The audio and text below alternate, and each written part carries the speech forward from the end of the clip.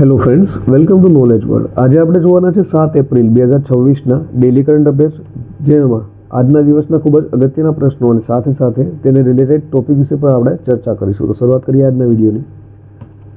પ્રથમ પ્રશ્ન છે, તાજેતરમાં નાસાના જે ચંદ્ર મિશન છે તેનું નામ છે આર્ટેમિસ 2. તો તેનો ભાગ બનવા માટે પસંદ કરાયેલ મહિલા અવકાશયાત્રી કોણ છે?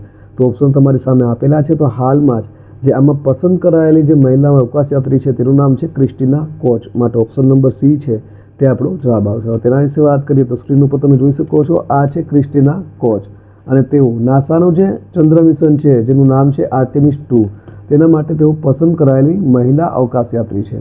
અને ક્રિસ્ટીના કોચ છે એ ચંદ્ર મિશન પર જનારા પ્રથમ મહિલા અવકાશયાત્રી છે તે પણ બન્યા છે અને ઇતિહાસ છે તે રચ્યો છે.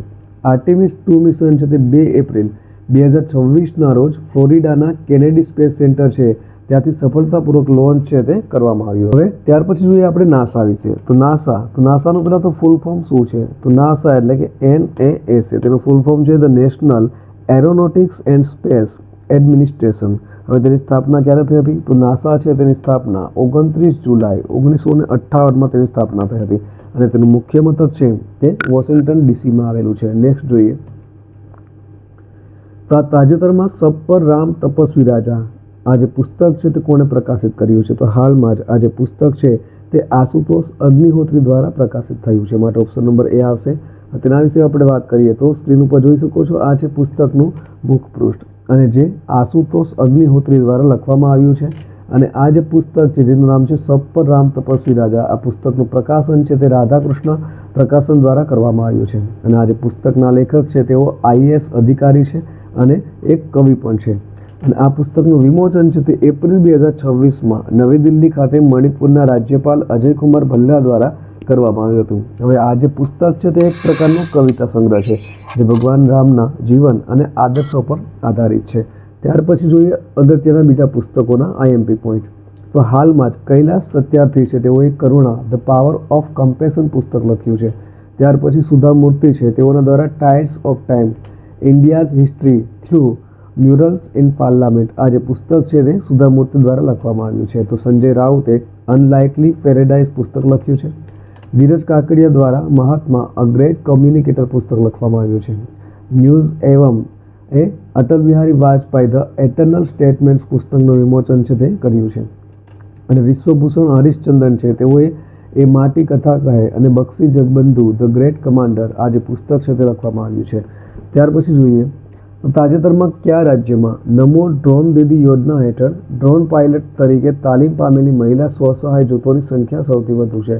તો હાલમાં જ્યાં મહિલા પાયલટ છે તેની સંખ્યા છે તે કર્ણાટક રાજ્યમાં વધારે છે. માટે ઓપ્શન નંબર બી છે તે આપણો જવાબ આવશે. હવે તેના વિશે વાત કરીએ તો આ જે નમો ડ્રોન દીદી યોજના છે એટલે કે NDDDY છે તેની હેઠળ તાલીમ પામેલી મહિલા પાયલટની સૌથી વધારે જો સંખ્યા હોય તો તે સંખ્યા છે કર્ણાટક રાજ્ય. અને આ સંખ્યા છે તે 145 સભ્યોને તાલીમ આપી અને આ યોજનામાં દેશમાં પ્રથમ ક્રમે છે.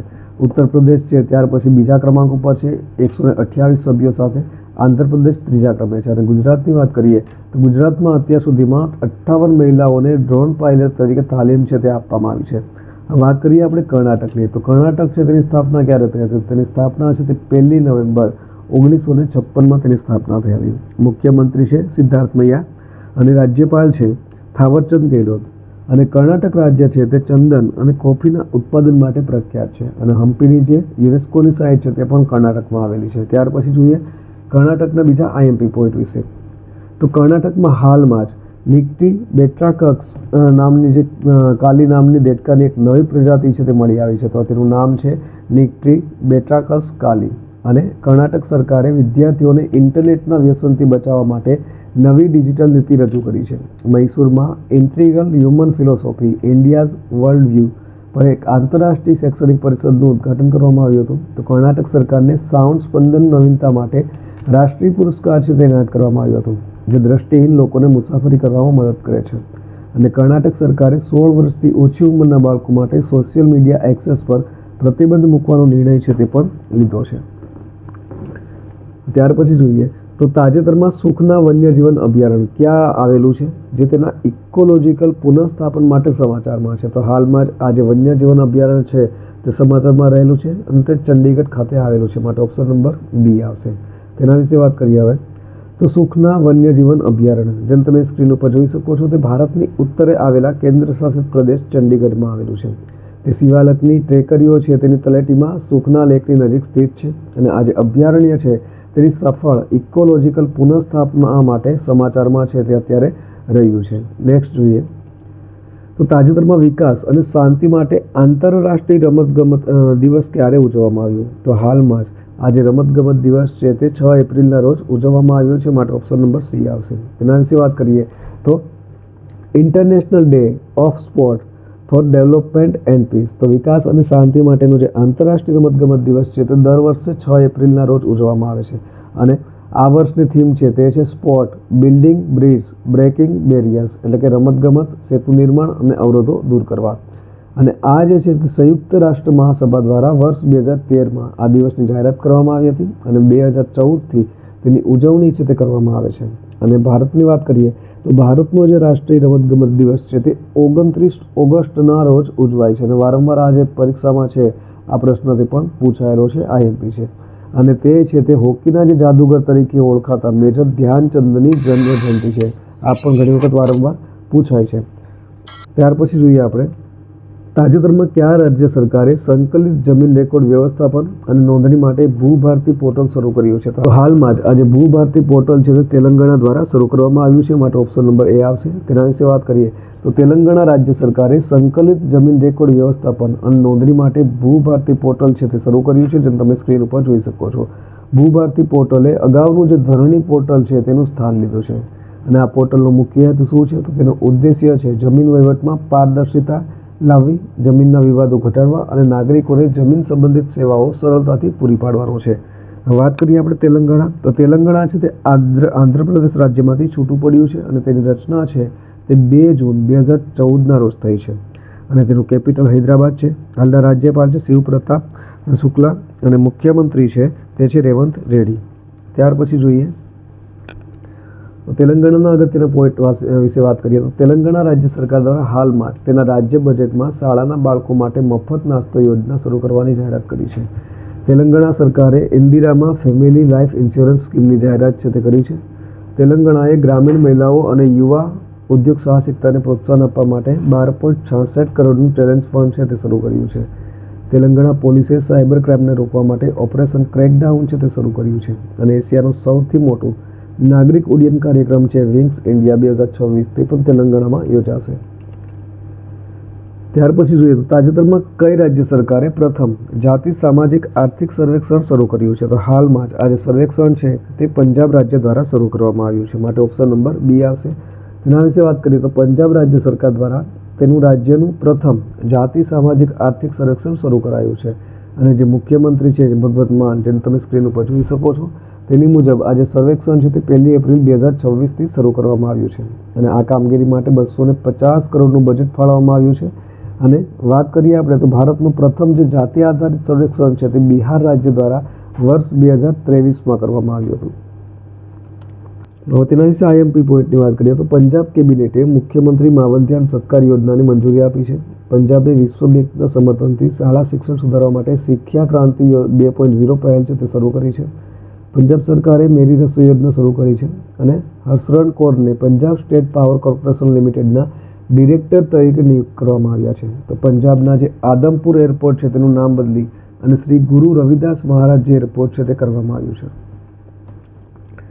ત્યાર પછી જોઈએ તો તાજેતરમાં કઈ કંપનીના ચેરમેન અમરેન્દ્ર પ્રકાશે રાજીનામું આપ્યું છે? તો તેઓ સેલના ચેરમેન હતા. માટે ઓપ્શન નંબર સી આવશે. તો તેના વિશે વાત કરીએ આપણે તો સેલ, તો તેનું ફૂલ ફોર્મ શું છે? તો તેનું ફૂલ ફોર્મ છે steel authority of India limited અને તેના ચેરમેન અને એમડી તરીકે જે આ ચેરમેન અમરેન્દ્ર પ્રકાશ છે તેઓએ રાજીનામું આપ્યું છે અને તેમના સ્થાને હાલમાં કૃષ્ણકુમાર સિંહ છે તેઓ 2 એપ્રિલથી 3 મહિના માટે અથવા તો નવા કાયમી સીએમડી ન નિમણૂક થાય ત્યાં સુધી વધારાનો ચાર્જ છે તેને સોંપવામાં આવ્યો છે અને અમરેન્દ્ર પ્રકાશ છે તેઓ 31 મે 2023થી સેલના ચેરમેન છે તે બન્યા હતા.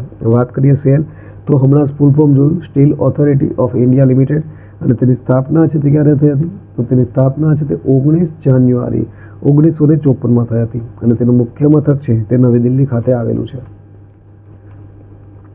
તાજેતરમાં ઇંગ્લેન્ડની ટોચની ક્રમાંકિત એટલે કે નંબર 1 મહિલા ચેસ ખેલાડી કોણ બની છે? તો હાલમાં જ બોધના શિવાનંદન છે તે નંબર 1 ચેસ ખેલાડી બની છે. માટે ઓપ્શન નંબર એ આવશે. તેના વિશે વાત કરીએ હવે તો સ્ક્રીન ઉપર જોઈ શકો છો આ છે બોધના શિવાનંદન અને તેઓ ઇંગ્લેન્ડની નંબર 1 મહિલા ચેસ ખેલાડી બની છે અને જે એપ્રિલ 2026નું જે ફાઇડનું રેટિંગ્સ મુજબ તેઓએ 11 વર્ષની ઉંમરે આ જે ભારતીય મૂળની છે તેને ઐતિહાસિક સિદ્ધિ છે તે હાંસલ કરી છે અને 2366નું રેન્કિંગ છે તે મેળવ્યું છે અને પ્રથમ સ્થાન છે તે મેળવ્યું છે.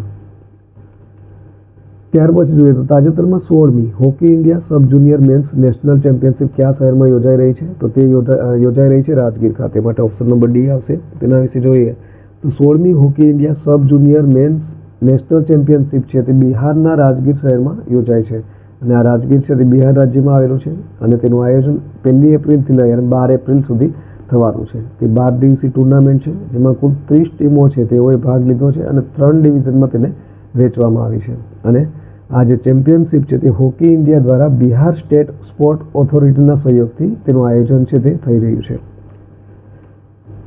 ત્યાર પછી જોઈએ તો તાજેતરમાં વિશ્વ બેંકે કયા દેશની અર્થવ્યવસ્થાને પુનઃજીવિત કરવામાં મદદ કરવા માટે નવી 5 વર્ષની ભાગીદારી શરૂ કરી છે? તો હાલમાં જ શ્રીલંકા સાથે આ ભાગીદારી શરૂ કરાઈ છે. માટે ઓપ્શન નંબર ડી આવશે.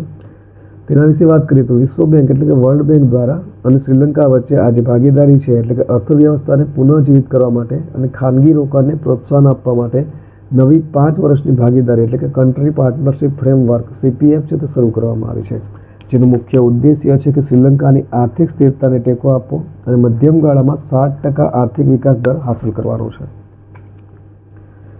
ત્યાર પછી IMP પોઈન્ટ વિશે તો શ્રીલંકામાં જે ભારતીય સહાયથી બનેલો 240 ફૂટ લાંબા બેઇલી બ્રિજ છે તેનું ઉદ્ઘાટન થયું છે.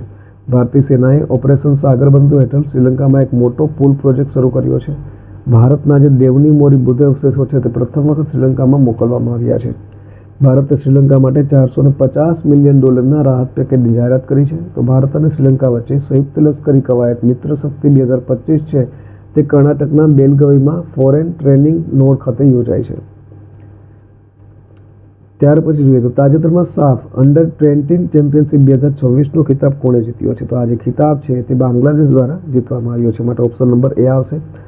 હવે તેના વિશે વાત કરીએ તો બાંગ્લાદેશે આ ખિતાબ જીત્યો છે અને બાંગ્લાદેશે ભારતને પેનલ્ટી શૂટઆઉટમાં 4-3થી હરાવી અને આ ટાઇટલ છે તે જીત્યું છે. હવે વાત કરીએ સાફ તો તેનું ફૂલ ફોર્મ શું છે? તો તેનું ફૂલ ફોર્મ છે south Asian football federation. South Asian football federation અને તેની સ્થાપના છે તે ક્યારે થઈ હતી? તો 1997માં તેની સ્થાપના છે તે થઈ હતી. ત્યાર પછી IMP પોઈન્ટ તો બાંગ્લાદેશે 26 માર્ચે સ્વતંત્રતા દિવસની ઉજવણી કરી. બાંગ્લાદેશે સંયુક્ત રાષ્ટ્ર જળ પરિષદમાં જોડાનાર પ્રથમ દક્ષિણ એશિયાઈ દેશ બન્યો છે. પ્રખ્યાત બાંગ્લાદેશી લોકગાયિકા છે ફરીદા પરવીન તેનું અવસાન થયું છે. ભારતે જમીન અને દરિયાઈ બંદરો દ્વારા બાંગ્લાદેશથી શણની આયાત પર પ્રતિબંધ મૂક્યો છે અને બાંગ્લાદેશે 8 ઓગસ્ટને નવા બાંગ્લાદેશ દિવસ તરીકે જાહેર કર્યો છે. ભારતે બાંગ્લાદેશથી તૈયાર વસ્ત્રો અને પ્રોસેસ્ડ ખાદ્ય પદાર્થો જેવી ચોક્કસ ચીજવસ્તુઓની આયાત પર 15 પ્રતિબંધો છે તે લાદ્યા છે. ત્યાર પછી જોઈએ ગઈકાલે પૂછાયેલા પ્રશ્નોનો જવાબ. તો ગઈકાલે પૂછ્યું હતું કે તાજેતરમાં યામાહા મ્યુઝિક ઇન્ડિયાના બ્રાન્ડ એમ્બેસેડર તરીકે કોની નિમણૂક કરવામાં આવી છે? તો તેમાં AR રહેમાન છે તેઓની નિમણૂક કરાઈ છે. માટે ઓપ્શન નંબર બી આવશે. ત્યાર પછી જોઈએ આજનો સવાલ. તો આજનો સવાલ છે તાજેતરમાં કોનું ચિત્ર 167 કરોડ રૂપિયામાં વેચાયું છે? તો ઓપ્શન આપેલા છે. Option number A Dhiraj Sheth, option number B Pushpendra Pal, option number C Raja Ravi Varma અને option number D MM Husain. તો આનો સાચો જવાબ કોમેન્ટ બોક્સમાં કોમેન્ટ કરીને જણાવવાનો રહેશે. તો આ સાથે આજના દિવસનો જે વિડીયો છે તે પૂર્ણ થાય છે.